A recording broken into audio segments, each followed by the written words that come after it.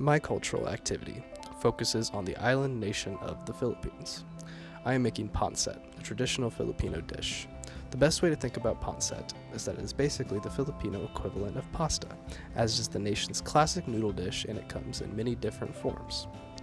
I am making a simple classic pancit dish composed of pork, carrots, green onions, cabbage, onion, garlic, soy sauce, and stock. Filipino cuisine has been influenced by multiple cultures over the centuries, with the earliest cuisine of the Philippines believed to be a diet consisting of mainly fish, pork, rice, and whatever fruits and vegetables that were found on the islands. Sometime during the 2nd century AD, China began to trade with the Philippines, introducing the nation to their cuisine, bringing soy sauce, fish sauce, and the cooking technique of stir-frying. This trade led to the birth of pancit and other traditional Filipino dishes, such as lumpia, which is the Filipino equivalent of the Chinese egg roll. Over time, pancit has evolved, with there being hundreds of variations of the dish across the nation's over 5,000 inhabited islands.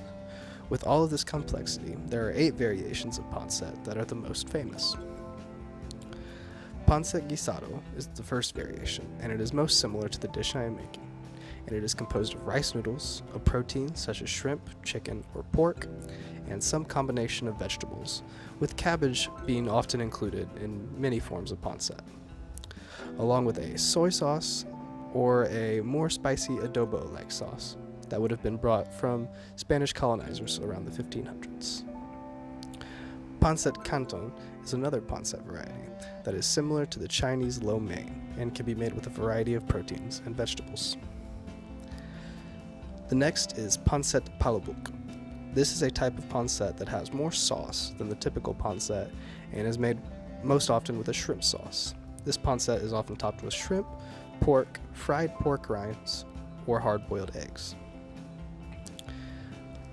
Pancit luglug is the next variety, with the name luglug referring to the method in which the noodles are cooked, as they are dipped multiple times in boiling water until properly cooked.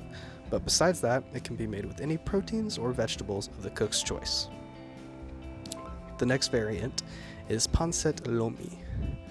Pancit lomi originated in the Filipino province of Batangas and is specifically made from thick egg noodles and is more akin to a soup than a stir-fry, with the noodles, proteins, and vegetables residing in a thick, rich, and hearty broth.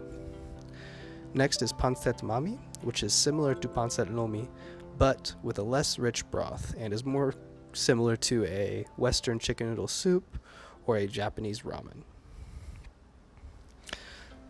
Next is pancit habhab.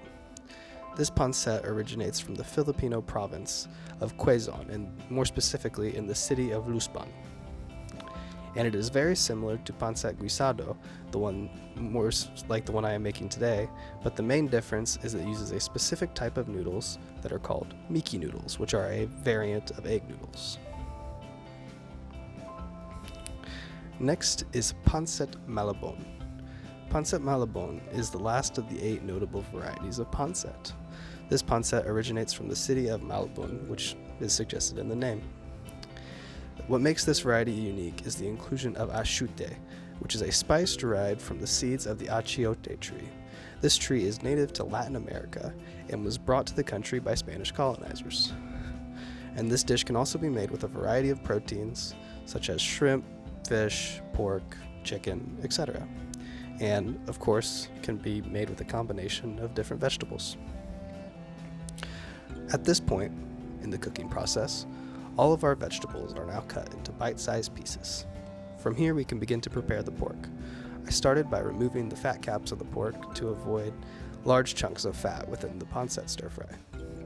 Then the pork will be cut into bite-sized pieces, just as the vegetables.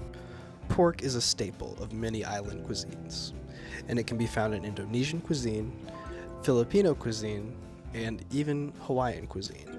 And it is believed that Polynesian settlers brought pork to islands such as Hawaii as early as 1,500 years ago. So it is reasonable to assume that as people migrated from Asia and traveled by boat, they brought pigs with them, as pigs can survive on a wide variety of food, and they are just overall hardy creatures, so that once settlers would arrive on islands, they could release the pigs onto the islands, and they would be able to thrive and become a viable food source for the population. Vegetables and pork cut into bite-sized pieces, and the onions and garlic minced, it is time to move on to the rice noodles. The rice noodles simply need to be submerged in very hot tap water for a time of 15 minutes, at which point they will be ready to add to the stir fry. Now, with a hot pan with a couple tablespoons of oil in it, it's time to add the pork. Traditionally, pancit is cooked in a wok, but a large skillet will do just fine. At this point, it is time to add the onions and garlic and stir until they are well incorporated with the pork. At around this point, you can start to add the soy sauce and stir so that it incorporates its flavors to the rest of the dish. At this point, after about 3 to 5 minutes, the pork should be browned and the onions and garlic should become translucent. At this point, it is time to add the vegetables. After incorporating the vegetables into the dish, it is time to add the chicken stock, which will impart its flavors to the rest of the dish. After letting the vegetables simmer for 3 to 5 minutes, it is time to add the rice noodles, at which point you can incorporate them into the rest of the dish and you are just about done. After letting the pancit cool slightly, it is time to add it to a bowl, and at this point you have a cheap, healthy, hearty, and delicious dish that I am sure my grandma would be proud of.